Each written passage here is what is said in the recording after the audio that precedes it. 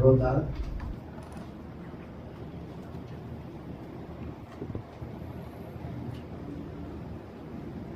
Yung hapon sa tanan. I understand this is your 9th week, no? And dali na lang ako makagraduate. I think you have 2 more weeks para makagraduate na sa BCLP. How do you find naman ang BCLP? Okay man sa inyo? Yes. Okay. Good, good. No? So, I will start with a little story. No? Duha ka angels, no? Isa ka good angel, kag isa ka bad angel. So, ang ambal sang sang good angel, siya upod ka sa akon, ipakita ko sa imo ang akon ng mga sumulunod. No? So, nagkanto sila sa ibabaw sa simbahan. Nakita nila to, tamo sila nagpalangadi, siling sang good angel. Amon niya ang amon sumulunod. Siya may imo ya. Yan, already. Tato sa atin iyo. Okay, makita ko si mo. Alam sila, no? Ang mga natuyo, kag ang mga late na nagalabot, ako na yan. So, joke na, no? Parang mapukaw mo. Okay. So today, my topic is speech and wrongdoing. Ang, communication is very important to mankind because it connects us to each other and share ideas. Effective communication clarifies information and reducing wasted time to research. And good communication develops relationship, trust, and teamwork. It is also likewise developing our base information knowledge in order to make us make better life decision. So Jesus Christ showed us the importance of good communication in his discourses.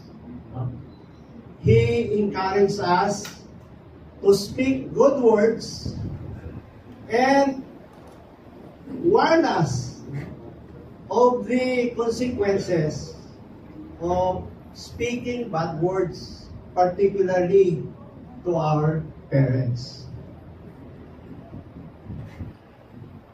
In Matthew,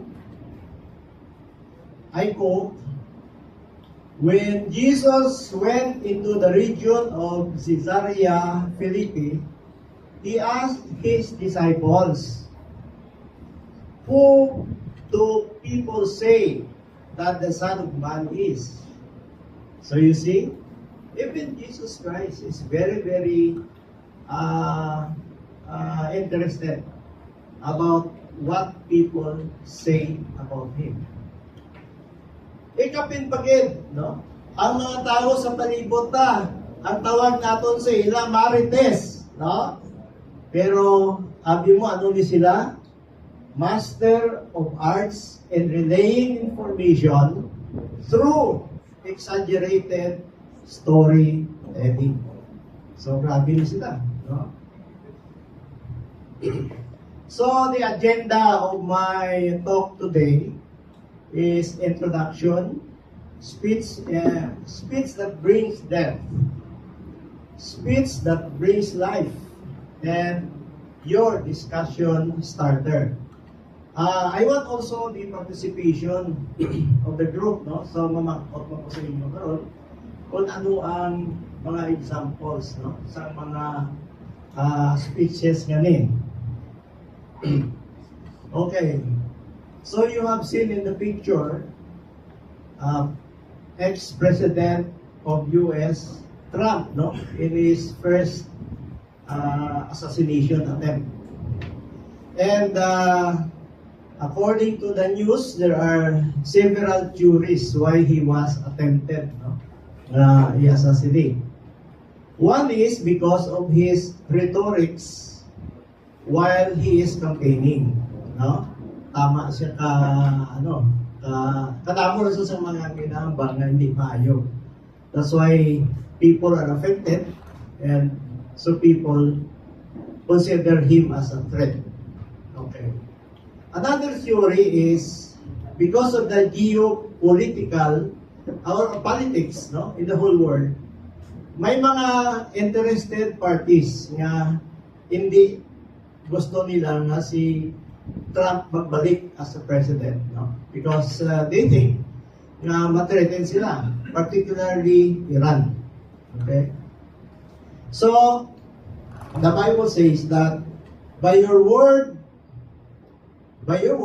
you will be justified, and by your words, you will be condemned. Again, the Bible says, and I quote, I tell you, on the day of judgment, people will render an account for every careless word they speak. End of quote. So may mga warnings kita, no? Na hindi maayo, kaya nga mabalik man sa aton later on, and we will be accounted for our speeches. Okay. Cursing is a speech that brings death, no? So sa picture, or sa Tagalog, it's sumpa, or sorcery, or witchcraft, no? So, hindi siya maayo. Okay. So, hambal again sa Bible, whoever curses his father or mother shall be put to death. So, amo na ang consequence, no? Kaya, maski pasaway ang aton yung parents, sige lang. Kaya, the consequence is our personal death, if ever. Kapati ka mo sila. Okay. Now, panlalait or reviling, it's insulting or hurling verbal abuse of another. Abi, mamangkot ko example, diri sa kay sister. Example, bisang panlalait. Reviling, no? Muna iya nga, no? Insulting or hurling verbal abuse at another. Yan ay kaya mo. Ko yung Isa yan, ginaobraman ni sa mag-asawa. No? Isa, mambal siguro sa banaya nga, let's say, no? Ang banaya, late na, wala pa. Actually, sa tutod lang, worry siya kung ano na ang natapos sa banaya. Pag-abot sa banaya ang bana naman, para nga medyo hindi mabudlay ang pag-abot niya, nagbakal pa sa pansit, para nga pasalubong, di ba? Pag-abot sa asawa, asang bana, pagbukas pa lang. Nagpuli ka pa!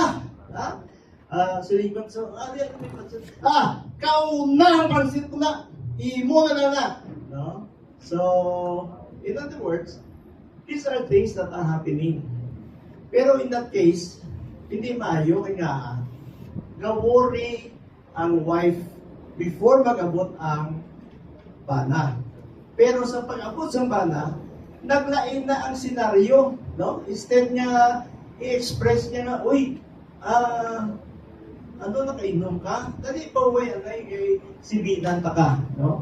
Pero ang isipin mo sa iya, init di kayo para nga maumpawan siya. Okay? Okay. Now, another one is guile, no? Ang iyang definition is using deceitful or misleading words to cloak malicious intentions. In other words, panliling lang. No? Dili naman dili naman, sabi si Ronil, ano yung panlilin lang. Namin ka ng picture, no? May daw ka pangalagay, no? Okay. Kaya ano ba yung example? Pinabala kung may event dito, bago wala kang date. Okay. So, sometimes, no? I think it's a reality sometimes. Kung may during the time na nagkapangalyagay pa lang ang mga sweethearts, you know, sometimes, ang iba hindi makatuon ng hinambal, no? Para mapapatiya lang. So, sala gali, no? Sala gali. Okay. Next is pagsisinunggaling. Ang nakaabot ang iyaya na false witness, testifying falsely in a court of law to harm another. So iniya very familiar kita. Lalo na subong sa Quad Committee, no, sa Senate, sa Congress. Dira tamo permit na makita ta na I think example, no, good example sa amuni, no, false witnessing or pagsisinunggaling. Another one is negative humor. In fact, ini take for granted din natin pirme, no? Pero I think kita mga Ilonggo, mahilig kila sini, no? Negative humor or masakit na biro. No? So, dili naman kita nga table. Karon maambang sila nga kakabiya wala, no? Brad, ikaw, ang masakit na biro kung sa Tagalog. Anong example, Abi?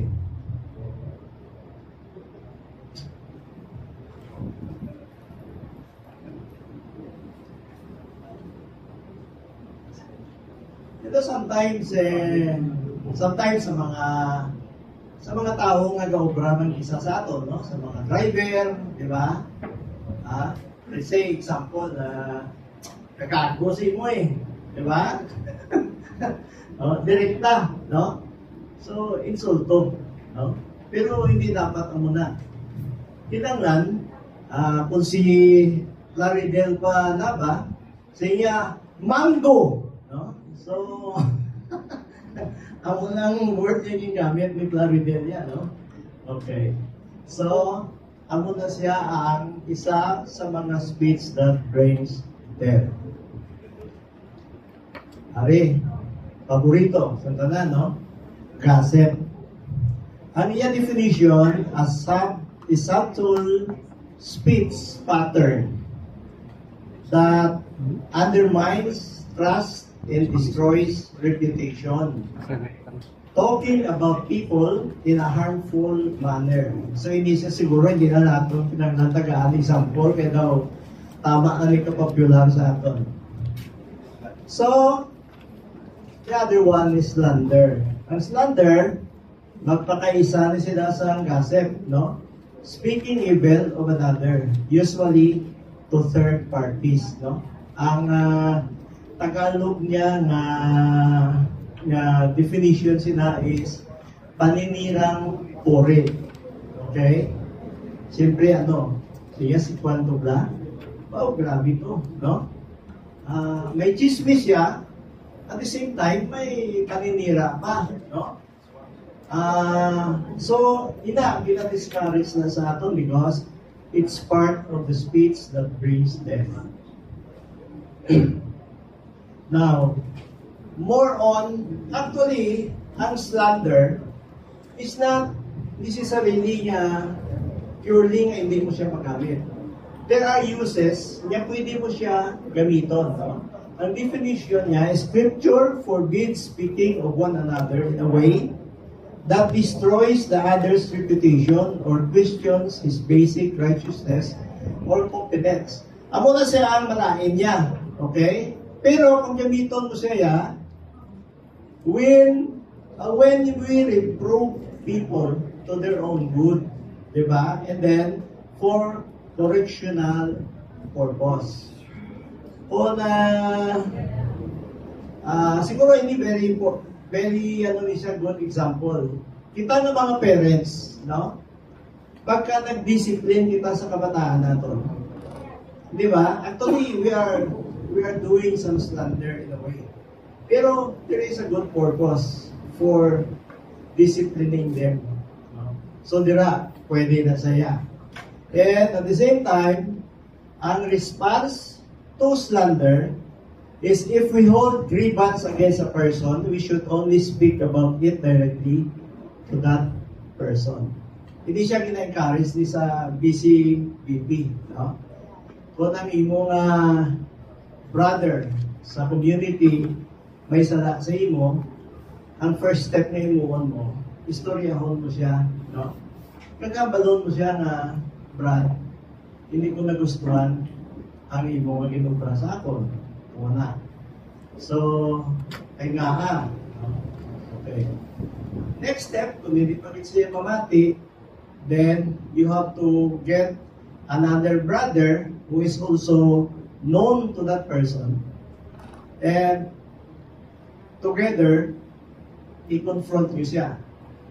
Kung hindi pa rin siya mamati, then ang procedure is ihatag sa mga leaders sa DCBP. Because sila na ang mapatawag sa brother nga na, at sila na ang hambal. Okay?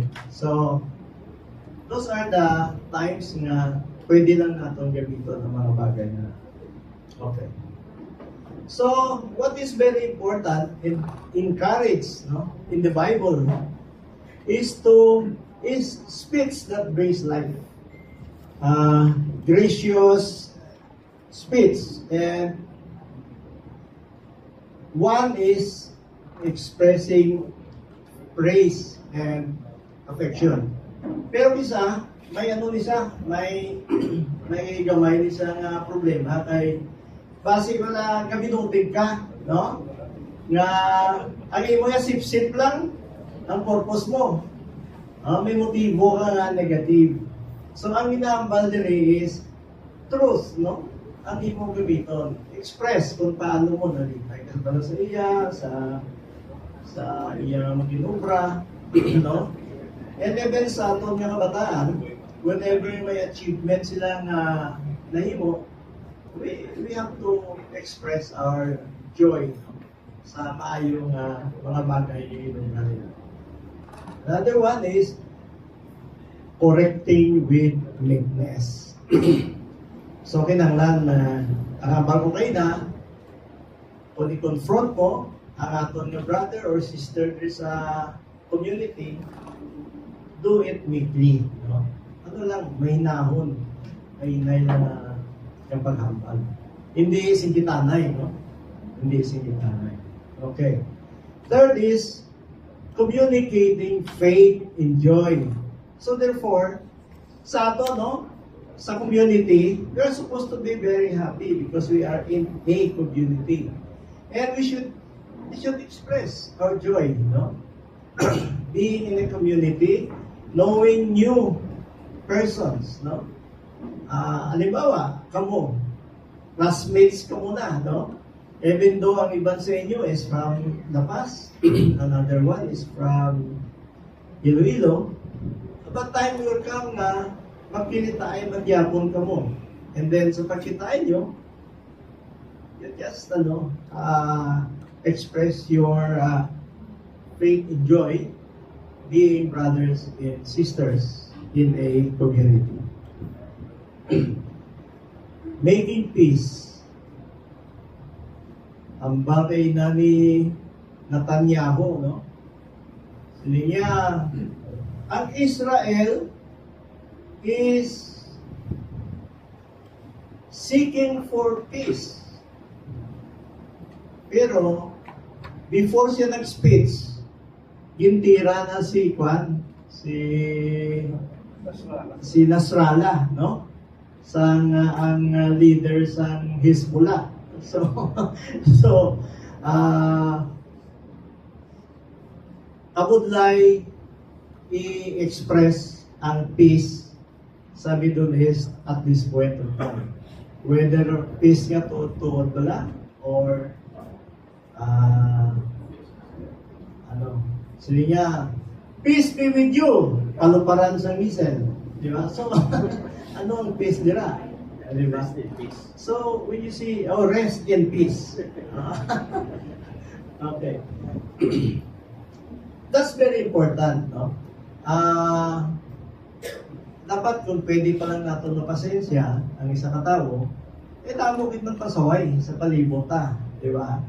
Pero kung ibutang din niya sa ulo mo, then definitely, kasi ikaw mismo hindi man makatulog, no? Sa problema mo sa particular na person. And showing courtesy. You know, kita lang ang mga Ilonggo like us, no, sa amon, sa pamilya namon. We train our children and even our grandchildren nga gamay pa, nagabisa na, no? Because hindi ba ang bisa sa aton is a sign of respect, no? And last Sunday, we had our family dinner meeting because it was encouraged by BCBP na mag-conduct sang family dinner or lunch meeting among your family members, and then wala kasing gadget, and then talk about your family. And ako personally, I was surprised nga ang amon nga mga apo, we thought nga ang amon nga discipline sa ila hindi nila nagustuhan, no? And then ang mga inatudlo namon sa ila nga mga good manners and right conduct, basi hindi nila nagustuhan kung napilitan lang sila mag-pati.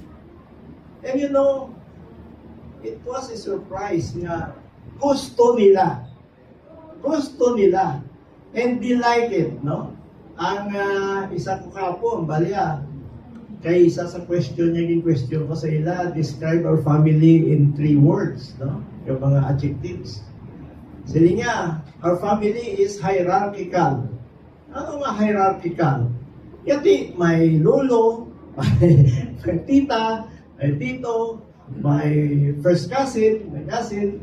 Yati, very obvious nga ang isa kay isa, inarespeto sa kada isa kay isa. So, it's very good, no? It's a, you know, kami, we are both happy, no, sa misis ko, ang magaling na sa mga new generations today. Hindi man gani sila parehas ang ako nga pag-think sa ilang na pawala lang sila, no? Pero, yeah, they're really thinking and listening. Okay. Another type of speech that brings life is glorious speech. And this one is, of course, praising God, like what we did, no? Before kita nagsugod-sugod, we had our praise and worship. And then, second is thanking God. Never forget, no, to thank God. In fact, first hour in the morning when you wake up, you have a new life, no? And sino ang nakabalo sina nga next day makabuktaw ka pa? It's only God. And there is really a reason why you have to thank God for a new life every day. Calling upon the Lord. Continuing on, we have to pray. Ask, no? Ask, seek, and it will be given to you. Amo na ang promise ng Diyos sa atin. So never forget to ask, no, and call upon the Lord. Galing yung isa, ang aton nga batasan, kung may problema lang kita, amo na pag tawag natin sa Diyos. No? So, dapat, since you are now beginning to be a member of BCBP, you have to learn to pray every day. And, yun na ako, I am an ex-seminarian, no? Pero, when I went out of the seminary, nalipatan ko na pagka-seminarista ko, no? And then, when I went back sa BCBP, dito na lang na-renew ulit ang akong yung mga prayer time, no? And it took me 3 years bago ko ma-develop na makaano sa habit nga every morning I have to pray, no? By meditating sa gospel for the day, and then listening to the words of God for me every day. So, amo man ang ina-encourage naman sa inyo that in BCBP, let's learn how to pray. And proclaiming God's glory to others. So, hindi kita mahuya, no, sa pag-proclaim. Even in a simple way, no? Let's say, for example, ako, when I go to the malls and then eat in some restaurants, you know, I am not ashamed to make my sign of cross, no? And pray for the grace of God, for the meal, or for the food that I am about to partake. Sa una, huya-huya ko. Umaamo ka pa na, hindi ba? So kung niya hayag ka na bigyan, bahala na siya kung ano yung padumdum niya sa akin. Di ba? But in that way, I'm expressing my or proclaiming God's glory even to them. And confessing Jesus. You know, sometimes nag-ano kita nga kumagambal permisang Jesus Christ sa aton prayers. Abi nato niya daw lain na kita nga denomination, hindi na kita Catholic, no? Daw medyo ibang kita nga Protestants or what, di ba? Kasi yung mga Protestants usually kung mag-pray over sila, di ba? Jesus, namo kita nga Jesus nga ba nila.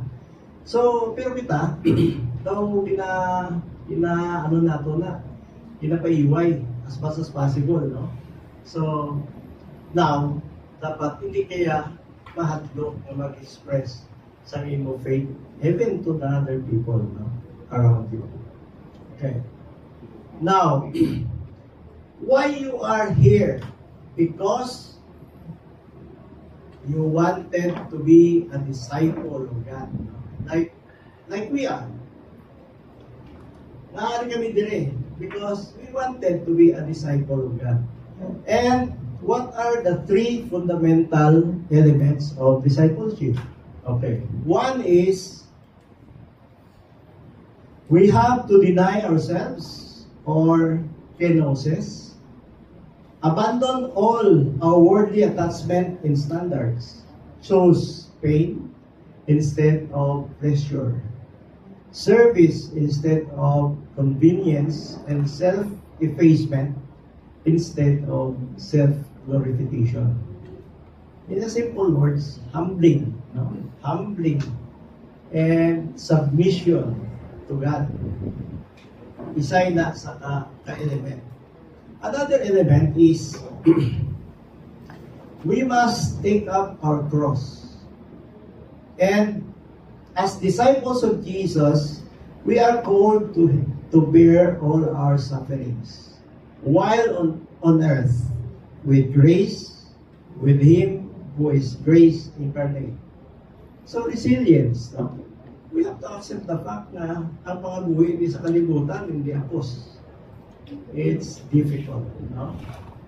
Okay. Third is follow Jesus. This is only possible when we accept the first 2. When we deny ourselves and take up our cross, then we can follow Him, we can do as Jesus does, and love as He loves. So the third element is faith.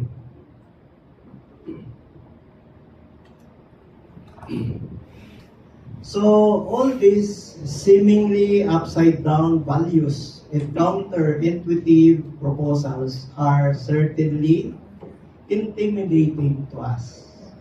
We need to keep in mind that it is Jesus Himself who is calling us, speaking to our inmost being. He is the one who chooses you and called you to attend the BCLP. We are just His instruments, no?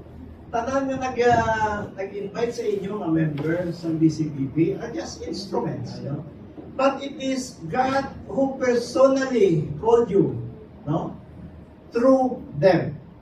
So you have to recognize that. Hindi basta-basta ka nagkanto ka mo diri.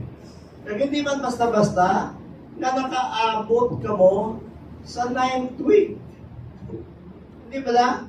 So natagaan ka mo, no? Sa patience, no? Endurance para nga matapos nyo ang BCLP course. So He is the only one who can quench the thirst of our souls. Remember that. Thank you very much.